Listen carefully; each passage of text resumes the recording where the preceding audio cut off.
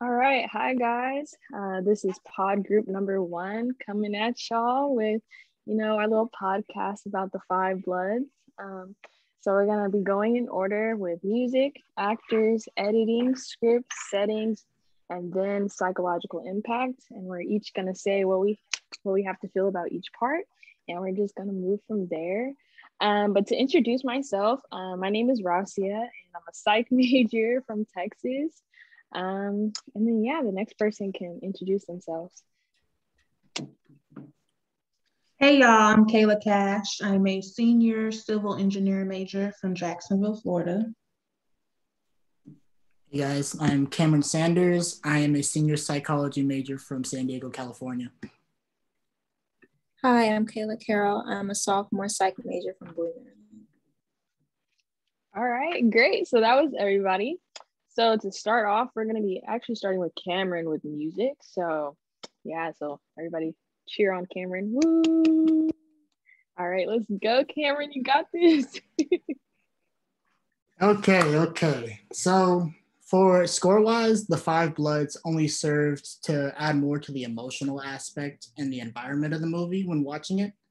During past scenes, you really got to see, along with the different box format, more 80s music was frequent to kind of really send you back in time. And then along with this, Rainbow-esque music is played in war scenes, which the big one was honestly Flight of the Valkyries. And Spike Lee did his history when it came to that, because that song was often played when Americans came in helicopters, kind of as an intimidation tactic for the Viet Cong. And so it was really big of them to put it in the movie, because not only was it historically accurate, but it really was brushing up the military theme to kind of throw you in the action along with the Five Bloods. War music was of the time, was really to show Americans how they portrayed themselves as like the bombastic good guys during the war. And that's kind of all you saw during back then was propaganda. So they used the music to kind of back that up. During bar scenes, music at the time played constantly to reflect the era, whether it was back then or modern day, just to kind of help further the audience on where they were, just in case they were going to be lost. And along with this, horns were also ever present during the meetings between the Five Bloods, past or present, to kind of set up more of a military theme to kind of throw you back in there. And that helped to serve to remind the audience that at the end of the day, while they were close friends, they were ultimately soldiers who were forged through war, and kind of just to throw you in the meeting with them. That's why I feel like Spike Lee often used horns just to basically get more of a military aspect of the movie.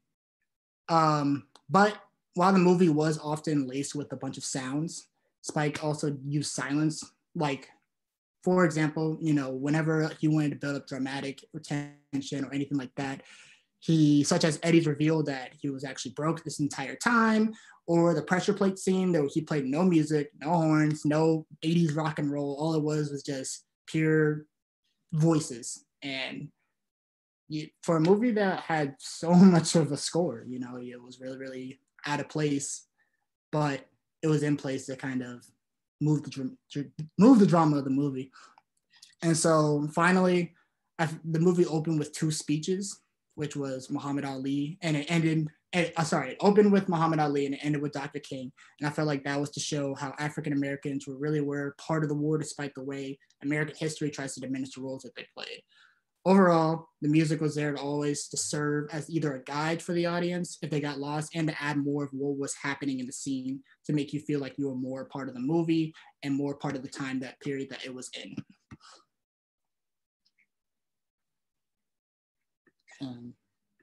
All right.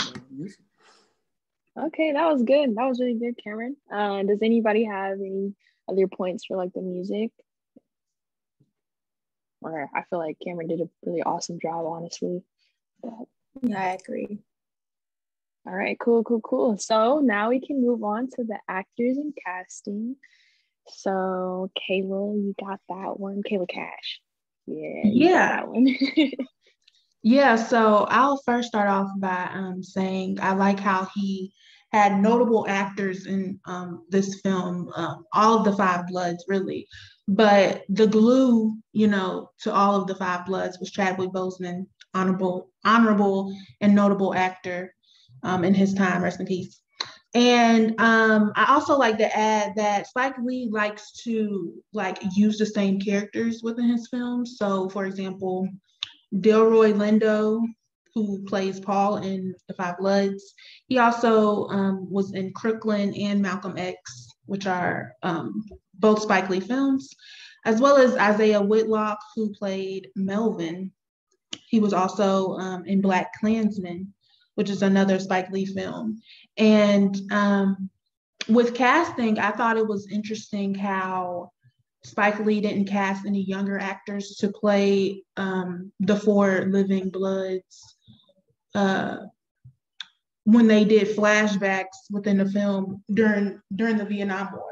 So I thought that was interesting, and I thought it symbolized how they were impacted by the war and how the war basically changes you for the rest of your life. You know what I'm saying? Like decades went by, but they were still mentally there. So yeah, that's a theme in itself of how war impacts, you know, your mental state, and soldiers, especially Black soldiers depicted in this film. And I also thought it was another interesting fact that the last standing survivor of the Five Bloods, Otis, was named Otis. I thought this might be what Spike Lee was going for. I'm not sure.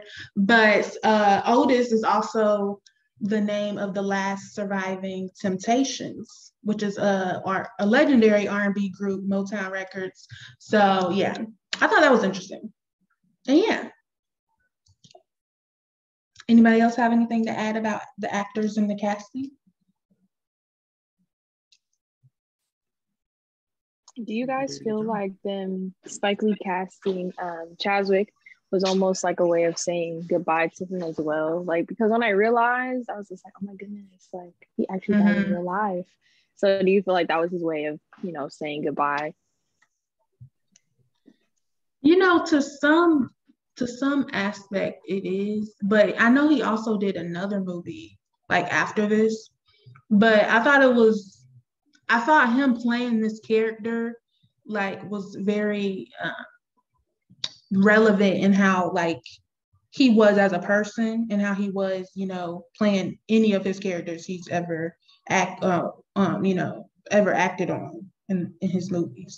So yeah, I think this character was really a true embodiment of who he is as a person.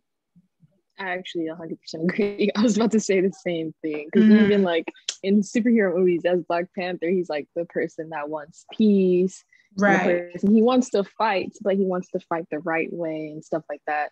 And so when they were comparing him to what's his name, MLK, as opposed to Malcolm X, I was just like, yeah, it's a really good representation, because Malcolm X wasn't saying just sit down and let everything happen, but he was saying fight in a peaceful way. And I feel like him being compared to Malcolm was a really great representation of like how we saw him actually, as just watching him on screen and just for the people who know him in real life. So that was really good. Yeah.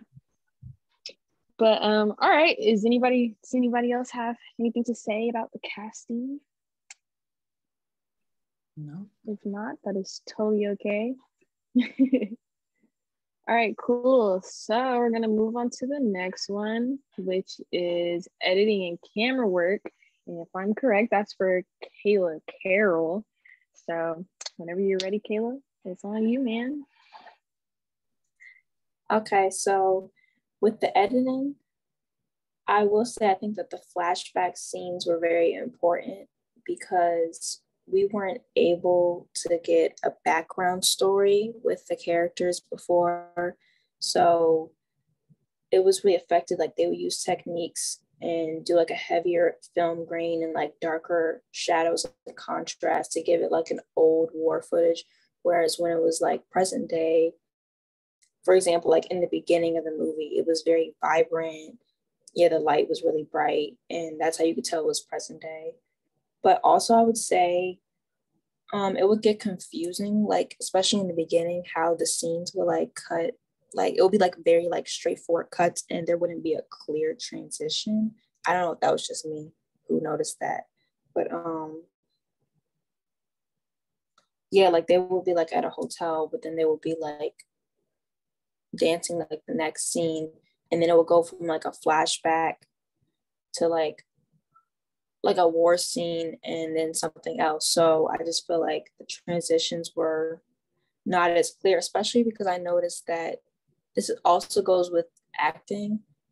They didn't have the same characters. Oh, they didn't have different characters when it was the flashback scenes. Like it was the same people throughout the whole time. But also, I think with editing, Lee wanted to show, you know, he wanted to be very straightforward with how the war was. So right in the beginning, they show different protests, they show different killings, and just films from the war to really make the audience, you know, show how it is, because we're not usually taught that in school. And he really wanted to show, like, you know, the real story of how it was. So I think that was very interesting. And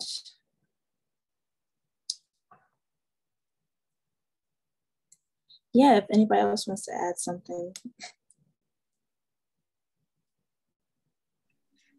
I just agree with you on especially the part where you were talking about the different box formats that they use for the films. I feel like that was a very integral part of the movie because that was the main separation barrier for, I guess, time periods at that time. Yeah, I definitely felt that it was interesting that Lee didn't use younger characters for flashbacks, because when you like have the first couple of flashbacks, I was like, wait a minute, we're in a different time. Hold up. So and him not using that made it really interesting. So you actually had to pay attention. But I felt like it was actually really good in the end that he did it, because like the other Kayla said in the beginning, it basically shows that they're mentally still at war. And yeah, so you just had to follow along. And the lighting did change a little bit. Like when they're in a flashback when Norman was still alive, it was kind of like, it was still, even though they were in war, I feel like it was kind of lit. Like it was like kind of bright. And probably because they were in like the trees and stuff like that. I don't know about y'all. But I was kind of like, oh, considering y'all in war, it's not really dark and gloomy as I would think it would be. But it was actually darker in the present time. I don't know. Maybe my eyes are bad. What y'all think?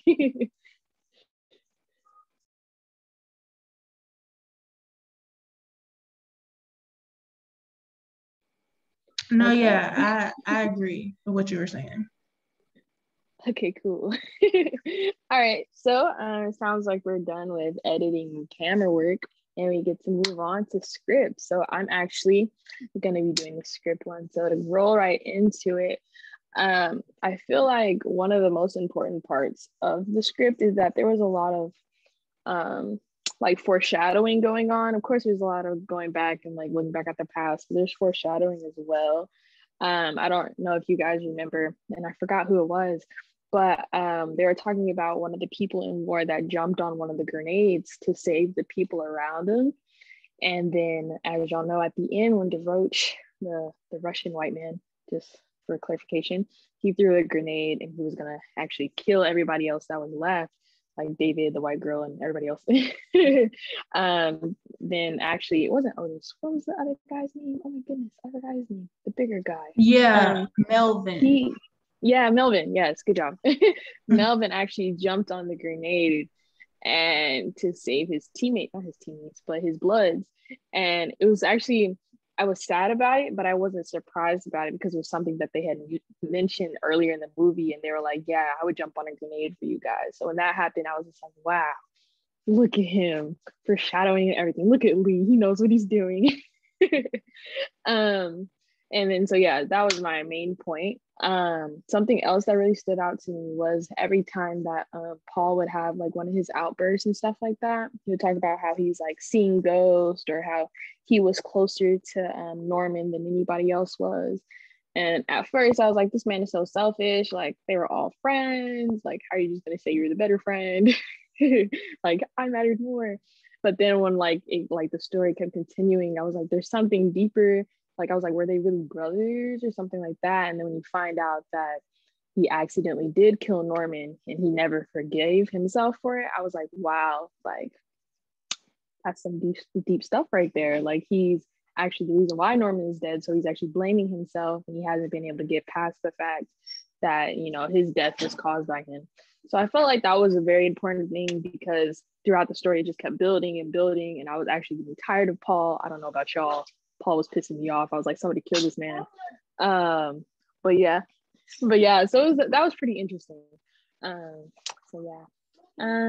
Something else that stood out to me, it also went back to what Cameron was saying about like the music and how the music played a big role in the way that we were like perceiving everything. Was kind of like at the beginning when Otis found out that he had a daughter by Tien. That's how you pronounce her name. Correct me if I'm wrong, guys. I think that's how you say Tien. Yeah, I think that's right. That sounds right. That sounds right to me too. So when he found out Tien had his baby, and it was just silent, like they were sitting at the table, and he was just like, wow, like, and I couldn't read his emotion. It was almost like he was like, how could you not tell me? But at the same time, he was kind of like just like struck, like I just got to see my daughter. And so you could see all of the emotions written on his face. And it was like a lot of confusion and stuff like that. And I think that was done very well to just show like how different times were, because back then having a mixed baby wasn't seen as like, no, you can't do that. And especially because they were on rival sides. So it was just like, wow, it's a Black man with an Asian woman. Like, what is going on here? And so when Tien was just like, yeah, I was just a whore. She said that she couldn't even clean the bathrooms. That's how bad people looked at her. And for Otis, he was just a Black man. And you already know how they see us. So it really just shows us like how hard and different and crazy times were back then, and how you couldn't even have a love interest. So yeah, but yeah, I'm kind of wrapping up right now. So does anybody else have anything to say about the script, or y'all are straight? I feel like your comments on Paul are very, very fair. But like, I hated him for a little bit, but I also felt bad because it was kind of how, like, you could see how the war affected him, and you could see how like the trauma affected him psychologically. Yeah. And so that's what made it like real, real big for me, at least for the reveal, because it's just like, okay, that's why he was that way. Yeah, 100%. I felt I was very Paul made me the most sad, because I could see him battling, even when he was with his son, like with David. You could tell that he loves him deep down inside. He was like, somewhere in there, he loves his son. But it was just like really hard for him to accept that. And it went to his own acceptance for the fact that he killed Norman. And then, so like, but when he was trying to help David get off like what's it called? It's not a grenade, the landmine. When he had to save him, you could tell in that moment how scared he was and how much he loved David. And then right after that, he switched, and he was just like, you're not my son anymore. When like the white girl and the white people came, he's like, you're not my son anymore. Da-da-da-da. So it was just like, you could see that inner conflict within himself. And it just shows how like war doesn't necessarily just have to play a part in the fact that you might have killed somebody or that you might have seen dead people, but it does, like, it plays a role all the way into the future with your future relationships and things like that if you don't get the right psychological help that you need. So I felt like that was a really big point, to just see a son and a dad type dynamic that was very toxic. I felt bad for David, honestly, but yeah. But yeah, if we're done with the script, we can go ahead and move on to the settings and costumes. So I think one of the Kaylas have that one. Yeah, that one is for me. All right, cool. All right, you can start, man.